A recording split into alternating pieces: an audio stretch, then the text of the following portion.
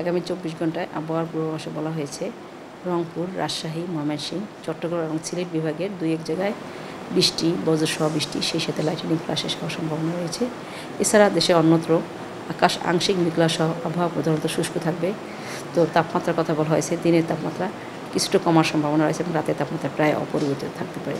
তো গতকালকে মৃদু তাপপ্রবাহ বহমান ছিল কিছু কিছু জেলায়, সেটা হচ্ছে সিরাজগঞ্জ, সিলেট, মৌলভীবাজার, রাঙ্গামাটি, ফেনী, চট্টগ্রাম এবং পটুয়াখালী। এটা আজকে কিছুটা কমে আসার সম্ভাবনা রয়েছে। তো গতকালকে আমরা কিছু কিছু জায়গায় আমরা প্রায় দেশের অনেক জায়গায় বৃষ্টি পেয়েছি, তার সাথে বাতাসও ছিল। ঢাকায় আমাদের রেকর্ডটা এই মুহূর্তে আমার সামনে আছে। ঢাকায় যে কালবৈশাখী হয়েছে তার বাতাসের স্পিড ছিল প্রায় 67 কিলোমিটার/আওয়ার এবং এটা বাতাসের দিক ছিল দক্ষিণ পশ্চিম দিকে এবং এটা বিকাল 5টা 38 মিনিটে হয়েছিল। তো এছাড়াও দেশের অন্যত্র অনেক জায়গায় বৃষ্টি বা বজ্রসহ বৃষ্টি হয়েছে। দেশের সর্বোচ্চ বৃষ্টিপাত রেকর্ড করা হয়েছে ডিমলা 60 মিলিমিটার এবং এছাড়াও আছে সিলেটে 46 মিলিমিটার। তারপর ঢাকায় ছিল সামান্য বৃষ্টিপাত কম হয়েছে, বাতাস যতটা হয়েছে। তো এছাড়াও রয়েছে যশোর, চুয়াডাঙ্গা, সাতক্ষীরা এবং ভেরি রিসেন্টলি বলতে বৃষ্টি এখন বর্তমান বৃষ্টি তো এই মাসে মনে হয় অনেক দিনই বিভিন্ন জায়গায় পেয়েছি। তো প্রতিদিনই কোথাও না কোথাও বৃষ্টির রেকর্ড আসতেছে। তো গতকালকে পরিমাণটা বেশি ছিল, প্রায় দেশের অনেক স্টেশনেই বৃষ্টিপাতের রেকর্ড রয়েছে। তো আগামী কালকে এবং পরশু 11 এবং 12 তারিখে বৃষ্টির অ্যাক্টিভিটি কিছুটা কমে আসতে পারে গতকালকের তুলনায়। এরপরে 13 এবং 14 তারিখ থেকে আবার বৃষ্টি, কোথাও কোথাও বৃষ্টি। এই সময় বৃষ্টি বলতে তো বৃষ্টি বজ্রসহ বৃষ্টি হয়ে থাকে, যেহেতু এখন কালবৈশাখীর সিজন। তো এটার অ্যাক্টিভিটিটা আরও বেশি বাড়বে 18 এবং 19 তারিখের দিকে।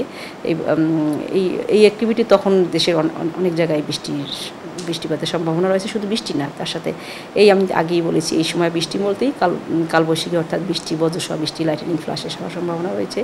তো সাগরের যে একটা লঘুচাপ ছিল আমাদের, সেই লঘুচাপটা বর্তমানে লঘুচাপই রয়েছে এবং এটা গতকালকে যে পশ্চিম মধ্য বঙ্গোপসাগরে ছিল, আজকেও পশ্চিম মধ্য বঙ্গোপসাগরেই আছে এবং এটা আগামী 12 ঘন্টার মধ্যে এটা ক্রমান্বয়ে এগিয়ে এটা মধ্য বঙ্গোপসাগরে যে এটা ক্রমান্বয়ে দুর্বল হয়ে যাবে।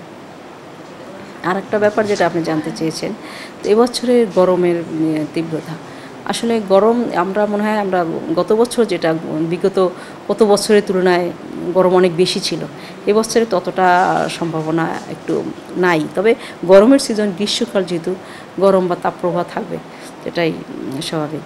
তো তবে এখন যে বৃষ্টিপাতের যে একটা স্পেল 13-14 তারিখ থেকে একদম 18-19 তারিখ পর্যন্ত, ওই সময় তাপমাত্রাও কিছুটা কমে আসবে এবং তখন আপাতত হিটওয়েভ থাকলেও বিচ্ছিন্নভাবে আইসোলেটেড প্লেসে থাকতে পারে।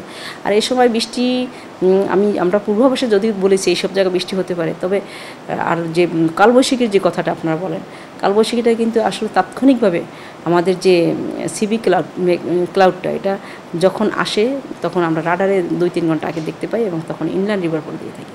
সেই কালবৈশাখীর পূর্বাভাস কিন্তু আমরা এত আগে দিতে পারবো না। আমরা বলতে পারবো এখন বৃষ্টি, আর এই সময় বৃষ্টি বলতে বৃষ্টি বজ্রসহ বৃষ্টি হয়, এটাই বলতে পারবো। কিন্তু কালবৈশাখীর যে তার প্রকোপ কতটা হবে সেটা আমরা ওই রাডারে মেঘের গভীরতা এটা দেখে বা তার হাইট দেখে তখন এত বলা যাবে।